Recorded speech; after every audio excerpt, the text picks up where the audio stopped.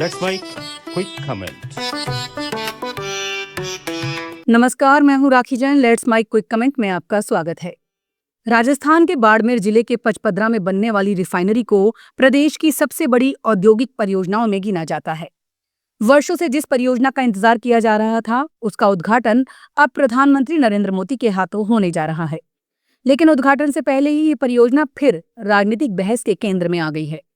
एक तरफ भारतीय जनता पार्टी इसे राजस्थान के विकास की नई शुरुआत बता रही है, दूसरी तरफ पूर्व मुख्यमंत्री और कांग्रेस के वरिष्ठ नेता अशोक गहलोत आरोप लगा रहे हैं कि ये परियोजना 5 साल तक जानबूझकर रोक कर रखी गई, जिससे देश और प्रदेश को हजारों करोड़ रुपए का नुकसान हुआ।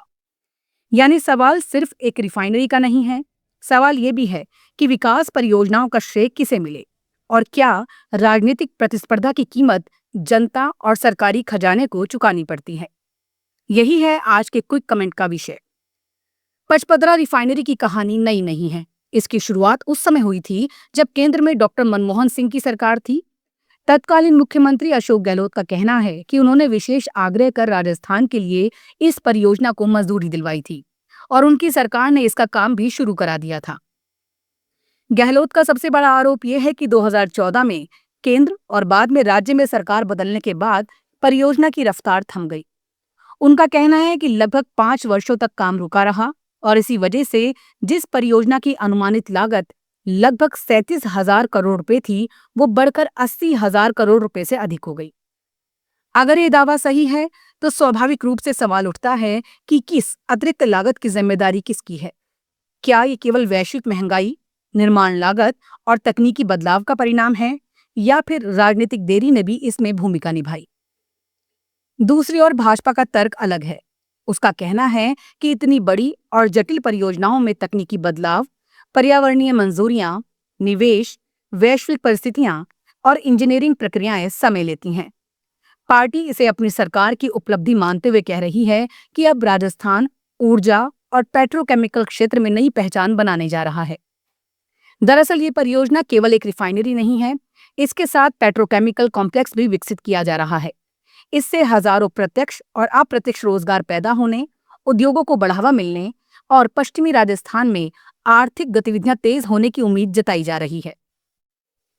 यानी राजनीतिक बहस अपनी जगह है, लेकिन ये भी सच है कि परियोजना पूरी होने का सबसे बड़ा लाभ राजस्थान की अर्थव्यवस्था को ही मिलेगा। लेकिन प्रधानमंत्री के दौरे से पहले एक और चुनौती सामने आ गई है। राजस्थान के पंचायती राज मंत्रालय कर्मचारी अपनी लंबित मांगों को लेकर आंदोलन कर रहे हैं। उनका कहना है कि पिछले 1 महीने से वो ज्ञापन, पेन डाउन, घेराव और प्रदर्शन जैसे लोकतांत्रिक तरीके अपनाते रहे, लेकिन सरकार ने उनकी मांगों पर ध्यान नहीं दिया। अब उन्होंने चेतावनी दी है कि यदि 3 जुलाई तक समाधान नहीं हुआ तो 4 जुलाई को प्रधानमंत्री के कार्यक्रम के दौरान पचपदरा कूच करेंगे। यानी एक तरफ सरकार विकास की उपलब्धि दिखाना चाहती है, वहीं दूसरी तरफ कर्मचारी अपने अधिकारों की आवाज राष्ट्रीय मंच तक पहुंचाना चाहते हैं। ये लोकतंत्र की एक दिलचस्प तस्वीर भी है। जहां एक और उद्घाटन का उत्सव है, वहीं दूसरी ओर असंतोष भी दिखाई दे रहा है। दरअसल भारत में बड़ी विकास परियोजनाएं अक्सर राजनीतिक श्रेय की लड़ाई में उलझ जाती हैं। जिस सरकार ने योजना बनाई वो अपने योगदान का उल्लेख करती है, जिसने उसे पूरा किया वो उपलब्धि का दावा करती है। लेकिन जनता का सवाल इससे अलग होता है। जनता पूछती है कि परियोजना समय पर क्यों पूरी नहीं हुई, लागत इतनी क्यों बढ़ी और इसका फायदा आम लोगों तक कब पहुंचेगा। यही सवाल पचपदरा रिफाइनरी पर भी लागू होते हैं। अगर ये परियोजना वर्षों पहले पूरी हो जाती तो शायद राजस्थान को रोजगार, निवेश और औद्योगिक विकास का लाभ पहले ही मिल जाता। अगर देरी अपरिहार्य थी तो उसकी पारदर्शी व्याख्या भी सामने आनी चाहिए। अब निगाहें प्रधानमंत्री नरेंद्र मोदी के दौरे पर होंगी।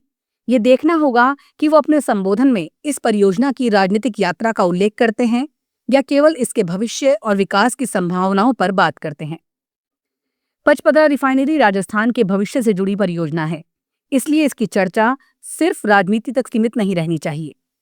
जरूरी ये नहीं कि इसका श्रेय किसे मिलता है, ज्यादा जरूरी ये है कि इससे प्रदेश को कितना रोजगार मिलेगा, कितने उद्योग आएंगे, कितनी आर्थिक गतिविधियां बढ़ेंगी और राजस्थान ऊर्जा मानचित्र पर कितनी मजबूती से उभरेगा। क्योंकि विकास की सबसे बड़ी पहचान शिलान्यास या उद्घाटन नहीं होती, विकास की असली पहचान तब होती है जब उसका लाभ आम आदमी के जीवन में दिखाई देने लगे।